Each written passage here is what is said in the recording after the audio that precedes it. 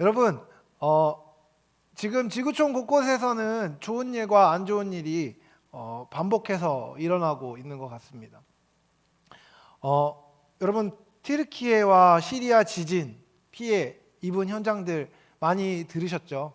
뉴스를 통해서, 신문 지상을 통하여서, 그리고 인터넷, 유튜브를 통하여서 우리가 그곳에 있는 일들, 일어나고 있는 일들이 얼마나 참혹한지를 보게 됩니다. 정말 안타깝고 많은 사람들이 고통받고 있는 것들을 보면서 우리가 아픈 마음을 가지고 기도할 수밖에 없습니다. 여러분, 특별히 그 땅에 고통받고 있는 사람들을 위해서 기도해 주십시오. 거기 있는 사람들이 아픔 가운데서도 하나님의 위로와 은혜를 경험할 수 있도록 많이 기도해 주시면 좋을 것 같습니다. 여러분, 근데 그렇게 비참한 현장을 보면요, 그리고 많은 무죄해 보이는 사람들이 고통받는 것을 보면요, 여러분 어떤 생각이 드십니까? 정말 하나님이 살아계시다는 것이 믿어지십니까? 우리 수련회 가서 제가 도윤 형제님이랑 얘기하면서 했던 얘기 중에 하나였는데, 여러분 세월호 사건이나 기타 등등 세상 안에 불행하고 어려운 일이 일어났을 때 정말 선하신 하나님이 살아계신 것인가? 라는 질문을 던지지 않을 수 없습니다. 정말 하나님이 살아계신 분이십니까? 하나님이 선하신 분이십니까? 고민하게 되지 않습니까? 저도 고민한 적이 있습니다. 여러분, 그런데요, 한편으로는요, 놀라운 상황들이 지금 세계 곳곳에서 일어나고 있습니다. 제가 많은까지는 아니고 몇몇 청년들과 나누었는데요, 지금 미국 켄터키에 있는 켄터키가 맞죠? 켄터키에 있는 에즈베리 대학이라는 신학교에서 지금 부흥이 일어나고 있습니다. 지금 9일째 24시간 계속해서 예배하고 기도하는 가운데 많은 기적들이 일어나고, 많은 사람들이 예수님께 돌아오고, 많은 사람들이 치유받고, 고통받는 것들이 끊어지는 역사들이, 또한 그곳 가운데 사역이 있는 곳 가운데 놀라운 기적의 역사들이 계속해서 일어나고 있습니다. 그 상황을 보면 하나님이 살아계시다는 것을 고백하지 않을 수 없는 놀라운 기적들이, 지금 놀라운 부흥들이 지금 세계 곳곳에서 실제로, 그리고 정말 오지나 우리가 잘 알지 못하는 곳이 아니라 너무 유명한 장소에서 일어나고 있고, 그것들이 페이스북 상에서도 공유되고 있습니다. 제가 그것을 지금도 보았는데, 얼마 전에도 보았는데 너무 놀라운 일들이 일어나고 있어요. 여러분, 제가 갑자기 이 이야기를 왜 하는지 아시겠습니까? 여러분, 우리가 하나님이 살아계시다고 이야기합니다. 근데 여러분, 하나님이 살아계신 것은 객관적인 진실일까요? 이 분위기를 어떻게 해야 될까요? 객관적인 진실이 맞습니까? 여러분, 그렇게 믿으십니까? 여러분, 우리는 객관적인 진실이라고 믿습니다. 하지만 하나님을 믿지 않는 사람들은 그것이 객관적이라고 생각하지 않습니다. 주관적이라고 이야기하죠. 여러분, 상황을 보고 하나님이 계신지 아닌지를 판단하는 것은 맞는 일입니까? 아니면 하나님을 기준으로 상황을 판단하는 것이 맞는 일입니까? 여러분, 쉽게는요, 사람들이 상황을 기준으로 판단할 수밖에 없습니다. 왜냐하면 우리는 살아있고 감각을 가지고 있고 실제로 느끼는 사람들이기 때문입니다. 여러분, 배고픈 감각은 너무 생생합니다. 배고프면 어떻죠, 여러분? 기분이 좋아지고 신납니까? 힘이 벌썩 납니까? 아니죠. 배고프면 짜증이 납니다. 저하고 아내가 갖고 있는 굉장히 중요한 철칙이 있습니다. 배고프면 움직이지 않는 겁니다. 배고프면 함부로 얘기하지 않아요. 왜죠? 짜증이 나니까요. 싸우기가 너무 좋습니다. 운전하다가 배가 고프면 멈춰서 뭘 먹습니다. 왜요? 안 싸우고 사랑을 나누기 위한 것이죠. 여러분, 느낌은요 너무 생생합니다. 그 느낌을 기반으로 무언가 행동을 하게 되면요, 사실 그 느낌을 따라 행동을 하게 되는데 그 느낌이 꼭 우리를 옳은 길로 인도하지는 않습니다. 여러분, 느낌은, 상황은 직관적이고 생생합니다. 하지만 여러분, 그것은 너무나 가변적인 것입니다. 그렇지 않습니까? 여러분, 이름만 대면은 알만한 굉장히 유명한 목사님이 이런 말을 했습니다. 신학으로 환경을 만드는 것이 아니라 환경 안에서 신학을 찾는 것이라고. 여러분, 이건 굉장히 멋진 말입니다. 멋져 보이는 말입니다. 하지만 저는 단언할 수 있습니다. 이것은 잘못된 것입니다. 1960년대, 80년대 환경에서 소망과 번영에 대한 열망으로 그분은 상황 안에서 신학을 찾았습니다. 그리고 그분은 결과적으로 대형교회를 이루었습니다. 하지만 그것이 참되게 하나님을 기쁘시게 했는가에 대해서는 엄청난 물음표를 달게 하는 일들이 그 교회를 중심으로 많이 일어났습니다. 상황 안에 우리를 부요하게 하시는 하나님은 살아계신 분이시고, 우리를 부요하지 않게 하시는 분은 살아계시지 않은 하나님이라고 만약에 해석을 한다면요, 가난한 사람들이 믿을 하나님은 없는 것입니다. 여러분, 저는 여러분에게 상황을 가벼이 여기라고 이야기하는 것은 아닙니다.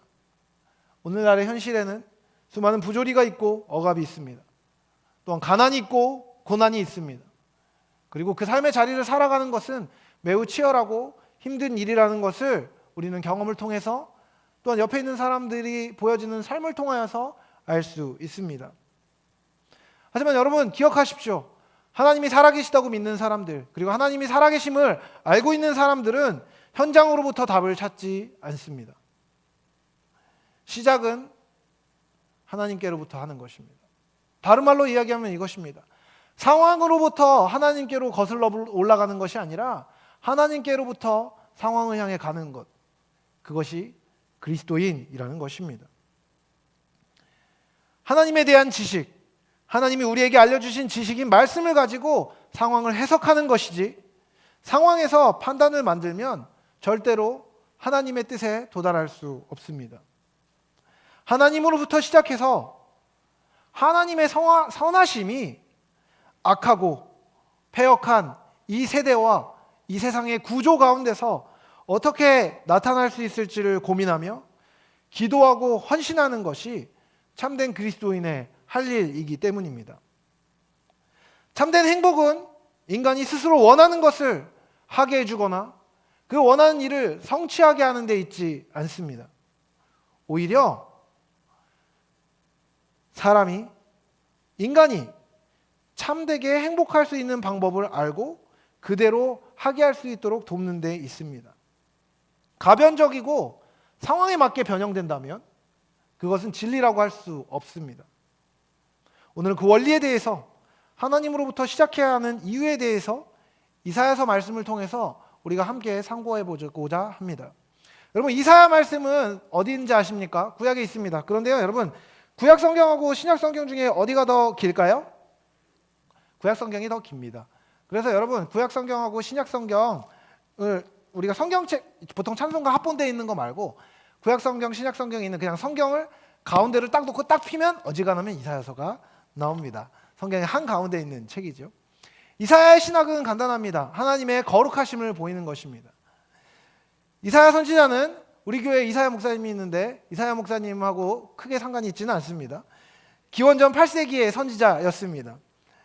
기원전 8세기는 어떤 시기냐면 이스라엘 역사로 치면 남유다의 멸망과 바벨론 포로기입니다. 그 시기에 예언했던 사람이 바로 이사야 선지자입니다. 그는 하나님의 심판과 구원을 함께 노래했던 사람이었습니다. 그래서 보통 이사야서는 두 부분으로 나눕니다. 1장에서 39장까지를 하나님의 심판에 대해서 이사야가 예언을 하고 40장에서 66장을 하나님의 구원을 예언하는 데 이사야가 사용합니다. 여러분, 우리 성경 전체가 몇 장이죠? 몇 권이죠? 66권입니다. 구약은 39권, 신약은 27권. 근데 재밌게도 이사야서는 성경하고 비슷한 아주 똑같은 구조를 갖고 있습니다. 66장이고 1장에서 39장까지는 하나님의 심판에 대해서, 40장에서 66장까지는 하나님의 구원에 대해서 이야기하는 것도 비슷한 구조이지요. 그래서 흔히 이사야라는 이 책을 성경의 요약이라고 말하는 구약학자들도 많이 있습니다. 이사야의 핵심 주제가 뭐라고 얘기했죠? 하나님의 거룩하심. 다른 이야기로 하면 하나님 자신입니다. 하나님의 성품과 능력을 정말 알기 원한다면 저는 이사야서를 깊이 묵상할 것을 추천드립니다. 이사야서가 제시하는 하나님은요, 다른 것이 아니라 바로 거룩한 하나님입니다. 그분의 존재의 초월하심과 도덕적 완전성을 완벽하게 보여줍니다. 하나님의 완전한 본질이신 그 거룩함은 이사야서 전체를 통하여서 아름답게 울려 퍼지고, 그 경외함을 우리가 알게 될 때, 하나님을 경외하는 것이 왜 필요한지 알게 될 때에 우리가 그분을 따를 만한 충분한 이유가 된다는 것입니다. 하나님의 구원을 노래하는 이사야의 후반부에 위치한 오늘 말씀은요, 구원하시는 하나님에 대해서 이야기합니다. 이것은 이사야를 통해 하나님께서 직접 말씀하신 계시입니다. 여러분, 본문은 크게 네 부분으로 나뉩니다. 제가 16절부터 읽었는데 사실 오늘 설교 본문은 14절부터입니다. 여러분, 오늘 소식지를 보면 아마 본문이 14절부터 나와 있을 거예요. 그래서 함께 보시면서 설교 말씀을 따라오면 참 좋을 것 같습니다. 본문에서 이사야를 통해서 하나님이 하시는 말씀은, 가장 먼저 하시는 말씀은 이것입니다. 내가 너희를 위해 일한다는 것입니다. 여러분, 14절 15절을 한번 보시겠습니까? 너희의 구속자여 이스라엘의 거룩한 이 여호와가 말하노라. 너희를 위하여 내가 바벨론에 사람을 보내어 모든 갈대아 사람에게 자기들이 연락하던 배를 타고 도망하여 내려가게 하리라. 나는 여호와 너희의 거룩한 이요 이스라엘의 창조주요 너희의 왕이니라. 여러분, 이 시기는요, 유다 나라가 멸망하고 이제 이스라엘 백성, 유다 백성들이 모두 다 바벨론의 포로로 잡혀간 시기였습니다. 이 시기에 하나님께서 말씀하십니다. 내가 너희를 억압하는 바벨론을 전복시킬 것이라고 말입니다. 그래서 그들에게 자유를 주실 것이라고 약속하십니다. 왜냐하면 하나님께서는 당신께서 백성을 위한 거룩한 자이며 그들을 창조하셨고 그들을 다스리시는 왕이라는 것을, 왕이시기 때문이라는 것을 말합니다. 여러분, 이스라엘 백성을 하나님이 구원하시는 이유가 무엇이라고요? 이스라엘 백성이 무언가를 잘했기 때문입니까? 하나님을 신실하게 섬겼기 때문입니까? 아니면 실수 없이 행했기 때문입니까? 의롭게 행했기 때문입니까? 그들이 선했기 때문입니까? 그렇지 않습니다. 하나님이 그들을 사랑하셨기 때문입니다. 하나님이 그들을 위하셨기 때문입니다. 여러분, 이것은요, 구원의 공로가 우리에게 있는 것이 아님을 명확하게 보여줍니다. 하나님은 오직 우리를 위해서 당신의 원하시는 뜻대로 우리의 구원을 이루셨습니다. 여러분을 구원하신 것입니다. 이스라엘 백성이 무언가 잘한 것이 있어서가 아니라 백성이 신실하지 않은 상태에 있음에도 불구하고 하나님은 그들을 향하여 충성되게 신실하게 행하셨던 것입니다. 하나님은 이스라엘에게 말씀하시면서 당신의 이름을 계시하십니다. 여호와라고 말입니다. 여러분, 그거 아십니까? 우리가 하나님의 이름을 알 수 있는 방법은 하나님이 직접 알려주시는 것밖에 없습니다. 왜냐하면 하나님의 이름을 아는 자가, 스스로 알 수 있는 자가 없기 때문입니다. 여러분, 하나님의 이름을 우리가 붙여드린 것이 아닙니다. 하나님의 이름을 우리에게 알려주신 것입니다. 여러분, 제가 여기 있는 형제자매들의 이름을 거의 다 알고 있습니다. 그런데요, 여러분, 제가 통성명을 하고 조금 대화를 나누기 위해서 정말로 인격적인 관계를 맺기 전에는요, 이름을 부르면서 이야기하는 것이 쉽지 않습니다. 왜죠? 당연하죠. 모르니까. 잘 알지 못하니까. 안 친하니까. 만약에 제가 영건 형제님하고 대화한 거 없이 갑자기 와가지고 영건아 밥 먹자 이러면은 어떻게 생각할까요? 좀 싫어하지 않겠습니까? 그렇죠, 여러분. 다가가는 시간이 필요해요. 그렇죠? 그리고 인격적인 관계를 맺기 위해서는 저의 이름을 알려주고 그도 저의 이름을 알고 그 사람의 사정을 알고 상황을 알고 알아가는 시간들이 필요합니다. 여러분, 하나님이 이름을 주셨다는 것은 무엇을 이야기하죠? 통성명을 하셨다는 것은 무엇을 의미합니까? 하나님이 이스라엘 백성들과 관계를 맺기 원하셨다는 것입니다. 먼저 말입니다. 그분은요, 인격적인 분이셨습니다. 다른 말로 얘기하면 사람들과 관계하는 방법을 아시고 그들의 방법으로 하나님을 계시하셨다는 것입니다. 여러분, 하나님은요, 우리에게 먼저 오지 않으셔도 어떤 손해도 없습니다. 하지만 여호와라는 이름을 통해서 우리에게 관계를 허락하시고 그분을 통하여서 우리를 복으로 인도하십니다. 그리고 그 이름으로 교제하는 가운데 하나님이 어떤 분이신지를 알려주시는 것입니다. 바로 그분이 거룩하시다는 것을 알려주는 것입니다. 여러분, 하나님의 거룩하심을 우리가 아는 것은 왜 의미가 있습니까? 왜 중요한 것입니까? 여러분, 하나님이, 제가 언젠가 설명한 적이 있는 것 같은데, 하나님께 속한 거룩함은 두 가지를 이야기합니다. 먼저 존재적으로 완전히 우리와 다른 존재적인 초월성, 또한 도덕적으로 우리와 완전히 구별될 뿐만 아니라 어떤 흠도 없는 도덕적인 완전성을 하나님의 거룩하심이라고 이야기합니다.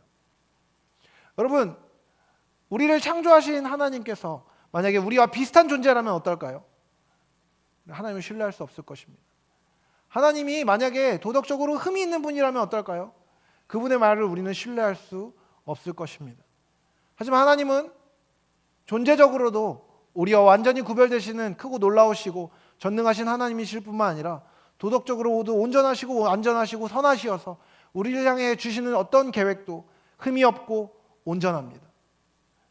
그래서 그 거룩하신 하나님을 우리에게 계시하시는 가운데 하나님은 거룩하지 않은 우리를 인도하시고 용납하시고 거룩하게 하시는 분이심을 보이십니다. 여러분, 하나님의 거룩함에 참여하면 우리에게 왜 중요합니까? 인간은 원래 태초부터 하나님과 함께하도록 창조된 존재이기 때문입니다. 그 함께하는 기쁨을 누릴 수 있도록 하기 위해서 하나님은 당신의 거룩함을 드러내시고 그 거룩함 가운데 참여함으로 말미암아 하나님과 함께하는 복을 우리에게 누리게 하기 원하셨습니다. 그래서 하나님은 당신의 거룩하심을 우리에게 보여주시는 것입니다. 하나님은 하나님의 거룩함심 속에서 죄로 말미암아 멸망당하지 않고 사는 법을 보여주시고 그들이 살아가는 방식으로 그들이 그 거룩함을 다른 사람들에게 공유하도록 이스라엘 백성을 부르셨습니다. 구원의 자리로 인도하셨다는 것입니다. 여러분, 그 거룩하신 하나님은요, 이스라엘의 창조자이십니다. 이것은 무엇을 이야기합니까? 무에서의 창조, 어떤 것도 없는 것으로부터 있는 것을, 모든 것을 있도록 창조하신 분이 하나님이시라는 것입니다. 여러분, 우리는 이 땅에서 많은 것을 만들어낼 수 있습니다.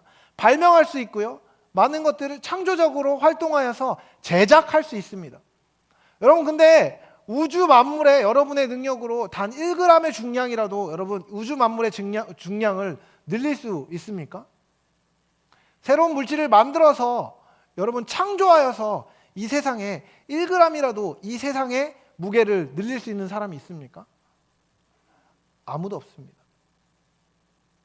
다른 말로 이야기하면 불가능한 것을 유일하게 하실 수 있는 존재가 바로 하나님이시라는 것입니다.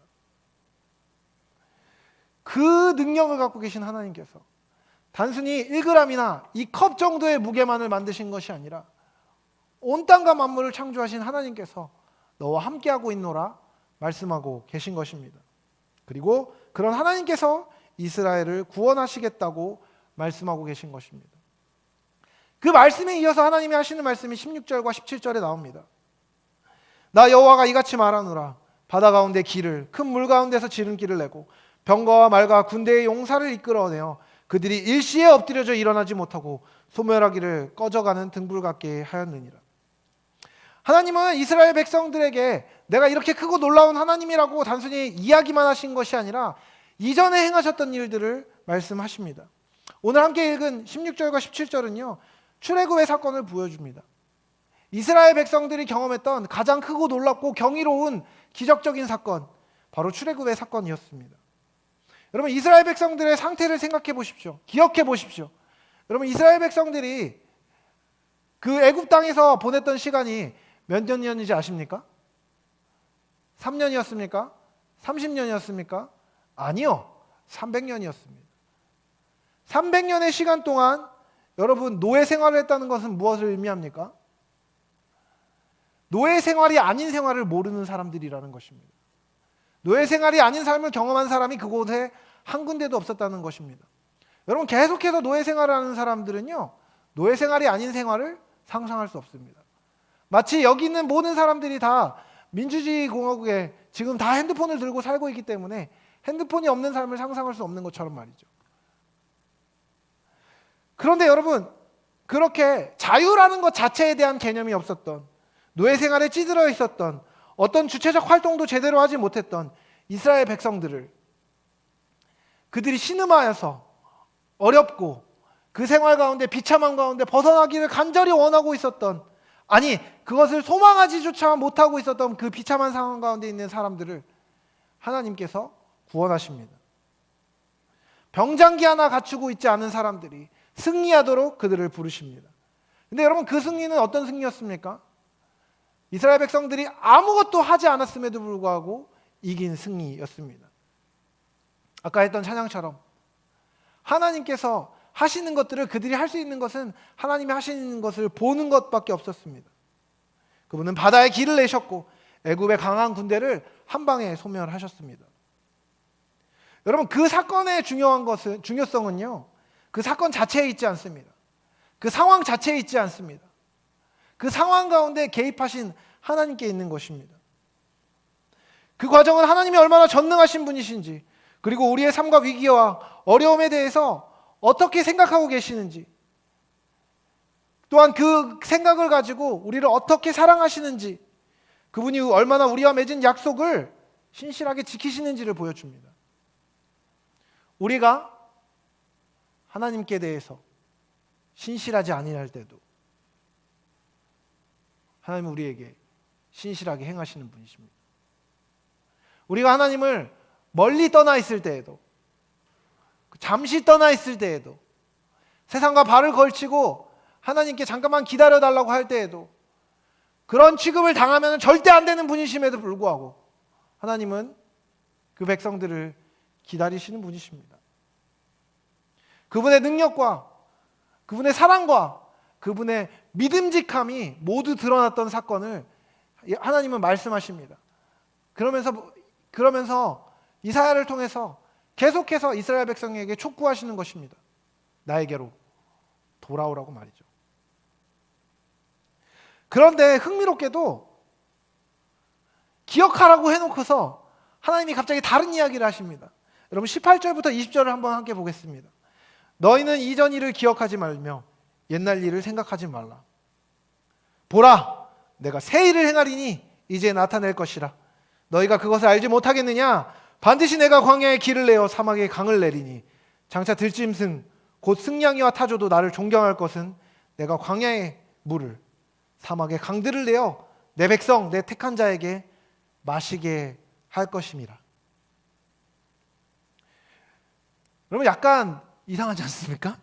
하나님 얼마나 놀라운 일을 행하셨는지를 명확하게 이야기하십니다. 그것을 기억하라고 얘기하셨는데 갑자기 기억하지 말라고 이야기하십니까? 왔다 갔다 하는 겁니까? 아닙니다. 왜냐하면 여러분, 과거의 영광스러운 구원 사건들에 나타났던 이 구체적인 내용들이 하나님이 행하시는 다른 모든 일에도 나타나도록 강요되는 억압적인 틀이 되었기 때문입니다. 다른 말로 얘기하면 이겁니다. 여러분, 하나님이 그때 그렇게 일하셨으니까 이번에도 그렇게 일하실 거야라는 프레임으로 만들어졌다는 것입니다. 그 결과 이스라엘 백성들은 하나님의 새 일들이 일어날 때 그것이 하나님의 일인지를 깨닫지 못하게 되어버렸습니다. 여러분, 하나님을 그런 모든 일을 행하실 수 있는 분으로 기억하십시오. 하지만 하나님이 그 일을 행하신 방식은 잊어버리십시오. 왜인지 아십니까? 하나님은 창조자이시기 때문입니다. 하나님은 창조적으로 일하시는 분이시기 때문입니다. 하나님은 언제나 새 일을 행하시는 분이시기 때문입니다. 하나님은 우주의 주인이시기 때문에 우주에 대해 자신의 목적을 성취하시기 위해서 정확히 하나님이 원하시는 모든 방식으로 행하실 수 있는 분이십니다. 자신의 택한 백성을 위해서라면 하나님은 어떤 일도 하실 수 있는 분이십니다. 어떤 일도 하시는 분이십니다. 지금도 행하시는 분이심을 여러분 믿으시길 바랍니다. 여러분, 이 모든 것을 말씀하신 뒤에 하나님은 이사야 선지자를 통해서 하나님의 창조 목적에 대해서 말씀하십니다. 결국 하나님은 당신의 백성을 당신의 영광을 위해 지었고 당신의 백성이 하나님을 찬송하게 하기 원한다고 말입니다. 21절을 함께 읽어보도록 하겠습니다. 여러분, 21절을 여러분 우리 소식지에 있는데요. 21절 우리 큰 목소리로 함께 읽겠습니다. 함께 읽습니다. 시작. 이 백성은 내가 나를 위하여 지었나니 나를 찬송하게 하려 함이니라. 아멘. 할렐루야. 여러분, 하나님을 찬송하기 위해서 우리는 창조된 존재들입니다. 인간이 다른 피조물과 다른 이유는요, 인간만이 하나님께 합당한 만큼의 영광을 돌릴 수 있는 능력을 갖고 있기 때문입니다. 하나님이 하신 일들을 보고 우리가 한 것이 아님을 인정하고 그분께 영광 돌릴 수 있는 능력은 오직 인간에게만, 또한 인간 중에서도 하나님을 알고 하나님의 구원의 은총을 입은 사람에게만 허락된 것입니다. 여러분, 하나님은요, 하나님의 백성들이 하나님을 찬양하고자 하는 마음과 열심히 일어나도록 계속해서 신실하게 일하십니다. 아니, 하나님의 신실하게 일하시는 것들은 그것을 목적으로 하는 것은 아니지만 하나님의 신실하게 일하시는 것들을 우리가 보면은 우리는 자동적으로 그분을 찬양할 수밖에 없는 것입니다. 그리고 그것을 통해 하나님은 당신의 목적을 이루실 것입니다. 여러분, 오늘 본문을 통하여서 우리는 무엇을 알 수 있습니까? 이 말씀을 보면 우리는 무엇을 알게 됩니까? 하나님의 약속의 근거는 눈에 보이는 상황에 있습니까? 아니면 하나님께 있습니까? 여러분, 오늘 본문을 여러분이 제대로 읽었다면, 그리고 지금 제가 한 말을 제대로 이해했다면 이것의 대부분 명확합니다. 하나님의 약속의 근거는 눈에 보이는 상황이 아니라 창조의 하나님, 구원의 하나님, 먼저 일하시는 하나님이 상황의 열쇠를 갖고 계시고 그분만이 모든 상황을 넘어가는, 우리가 모든 것 가운데서 구원을 받는 열쇠이자 원동력이신 것입니다. 우리의 상황과 환경은 그 어떤 것도 하나님께 속하지 않은 것이 없습니다. 우리는 그것을 인정하고 주께 도움을 구해야 하는 것입니다. 이 모든 것들은 우리에게 자명하게 이야기해 줍니다. 모든 상황 가운데서 하나님께 돌아가는 것이 가장 현명하고 확실한 방법이라는 것을 말입니다. 근데 여러분, 우리는 왜 하나님께로 참되게 돌아가지 못합니까? 첫 번째는 무지 때문입니다. 우리가 제대로 깨닫지 못하기 때문입니다. 하나님을 알지 못하고 그분을 경험하지 못하니 그분을 향하지 않습니다. 그분을 향하지 않으니 당연히 그분에 대해 더 알 수 없습니다. 그분에 대해 알 수 없고 그분에 대한 정보가 없으니 그분과 교제할 수 없고, 그분과 교제가 없으니 당연히 하나님을 알 수 없습니다. 그 악순환이 반복되는 것입니다. 알지도 못하는 대상에게 돌아갈 이유가 없는 것이죠.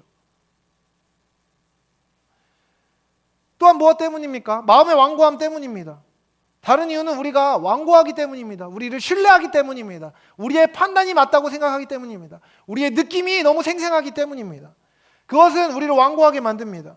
하나님에 대해서 들어도 우리는 스스로의 기준과 방법으로 위기를 벗어나려는 고집을 내려놓지 않습니다. 왠지 조금만 더 하면 내 인생을 내가 책임질 수 있을 것 같고, 왠지 조금만 더 하면 내 인생을 내가 기쁘게 할 수 있을 것 같은 느낌이 우리 안에 있습니다. 스스로의 생각에 사로잡히게 되는 것입니까? 스스로의 생각으로 내 삶의 오름이, 내 삶의 방식이, 내 삶의 성공이, 내 삶의 번영이 이곳에 있다고 생각하고 하나님이 아닌 다른 곳에 집중하는 것입니다. 그러면 하나님께로 방향을 돌이켜야 한다는 생각을 하지 못하고 자기는 옳다고 생각하며 그 길에 머무를 수밖에 없는 것입니다. 이 무지와 완고함은 사실 교만과 연결됩니다. 내 생각이 하나님보다 더 크다는 생각이 설령 의식하지 않더라도 우리의 생각의 근본에 깔려 있습니다. 우리는 패역하고 완악한 존재입니다. 이거 외에도 주께 돌아가지 않는 또 다른 이유가 있습니다. 그것은 죄책감 때문입니다. 너무 많은 죄를 지었으니 하나님께 돌이켜도 소용없을 것 같다는 생각과 염치 없음으로 인해서 우리는 숨게 됩니다. 같은 죄와 같은 악과 같은 어려움으로 하나님께 나아가지 못한 지 너무 오래되는 것입니다. 1년이 지나고 2년이 지나고 3년이 지나도 우리 마음의 문제가 해결되지 않고 우리의 상황이 바뀌지 않고 그 가운데 하나님께 돌아가지 못하고 있는 스스로의 상황으로 말미암아 소망을 잃고 죄책감 가운데 머무는 경우도 너무 많은 것이죠. 또한 그와 같은 일들이 길어지다 보면 무기력해질 수 있습니다. 상황에 휩쓸리다 보면 여러분 정말 손하다 까딱할 수 없을 만큼 힘이 쇠하여질 수 있습니다. 무기력해지고 주께 돌이키기 힘들어지는 것이죠. 우리의 무지, 우리의 완고함, 교만함, 죄책감, 무기력함은 우리가 하나님을 찾을 수 없는 너무나 합당하고 합리적이고 손쓸 수 없는 이유로 작용합니다. 여러분 그렇다면 그럴 때 우리는 어떻게 해야 합니까? 여러분, 소망은요, 우리에게 있지 않습니다. 감사하게도 하나님께서 일하실 것입니다. 여러분에게 먼저 손 내미는 것은 하나님이실 것입니다. 하나님이 여러분을 향하여서 열심을 갖고 찾고 계십니다. 하나님은 우리가 아직 죄인 되었을 때 우리에게 당신을 알리셨습니다. 그분은 크십니다. 그래서 우리가 외면해도 우리는 어디를 보아도 우리는 하나님을 볼 수밖에 없습니다. 그분은 거룩하심으로 당신의 백성이 거부할 수 없도록 크심과 자비하심으로 다가갈 것입니다. 완고할 때 여러 가지 방법으로 우리의 마음을 부드럽게 하실 것입니다. 또한 여러분, 우리가 모를 때는요, 여러 가지 방법으로 여러분에게 알려주실 것입니다. 우리가 교만할 때는 온유하게 교정하시고, 우리가 죄책감에 휩싸였을 때에는 사랑으로 오실 것이며, 무기력할 때는 생명으로 우리를 인도하실 것입니다. 여러분, 기독교는요, 노력으로 구원을 얻는 종교가 아닙니다. 우리가 하나님의 은혜를 입는다는 것은요, 하나님께서 여러분을 찾아가신다는 것입니다. 주님이 먼저 일하십니다. 여러분, 그거 아십니까? 여러분의 삶에 하나님은 일하고 계십니다. 일하고 계신 하나님을 향하여서 그분의 얼굴을 보고 그분의 손을 잡는 것이지, 우리가 노력하여 우리가 그분의 손을 잡기 위해 애써서 잡는 것이 아니라 그분이 내밀고 있는 손을 우리는 잡기만 하면 되는 것입니다. 우리의 힘과 능력에는 소망이 없습니다. 그렇기 때문에 주님이 약속하신 그 일을 행하시는 것입니다. 주님이 여러분에게 손을 내미실 때 여러분 어떻게 하시겠습니까? 여러분, 저는 여러분이 현실적이길 원합니다. 그리고 그 현실적인 상황 안에 여러분이 겸손하게 행할 수 있으면 좋을 것 같습니다. 여러분, 하나님이 살아계십니다. 하나님은 하나님이시죠. 그리고 여러분, 우리는 피조물입니다. 또한 우리는 인간이지요. 하나님은 거룩하십니다. 전능하시고 능력에 어떠한 제한도 없으십니다. 우리는 인간이고 패역하며 능력에 제한이 있고 교만하고 변하는 존재입니다. 하나님은 변치 않으시고 영원하시고 우리는 유한하며 가변적이고 교만하며 쇠하여지는 존재입니다. 어느 존재가 어느 존재를 향하여 가는 것이 옳고 어느 존재가 어느 존재의 말을 듣는 것이 옳습니까? 무엇이 가장 합리적인 것입니까? 여러분이 상황을 판단하는 것과 하나님이 상황 가운데 가르치시는 것 중에 무엇이 옳겠습니까? 무엇이 더 합리적이겠습니까? 무엇이 더 복된 것이겠습니까? 하나님 앞에 여러분을 세우고 생각해 보십시오. 상황을 보면 계속해서 우리의 작음과 상황의 커다람, 그리고 우리가 절대 이길 수 없을 것 같은 무기력에 빠질 수 있습니다. 하지만 상황보다 크신 하나님으로부터 여러분의 상황을 해석하십시오. 그리고 그 상황 가운데 하나님께서 어떻게 일하실 수 있는지를 묻고 그분의 답을 구하십시오. 말씀을 통해, 기도를 통해 하나님 앞에 엎드리십시오. 그러면 우리가 기도하기 때문이 아니라 우리가 기도하기 전부터 이미 이루기 시작하신 그분의 사역들이, 그분의 은혜가, 그분의 능력이 여러분의 눈에 들어오게 될 것입니다. 그때 하나님이 일하시는 것이 아니라 그때 일하시는 하나님을 알게 되는 것이죠. 그리고 그분을 신뢰하고 상황을 넘어가게 되는 은혜를 경험할 수밖에 없습니다. 하나님을 신뢰하십시오. 그것이 여러분이 사는 길이고 그것이 가장 합리적이고 똑똑한 길입니다. 지혜로운 선택을 하는 여러분이 되시길 사랑하는 주님의 이름으로 축복합니다.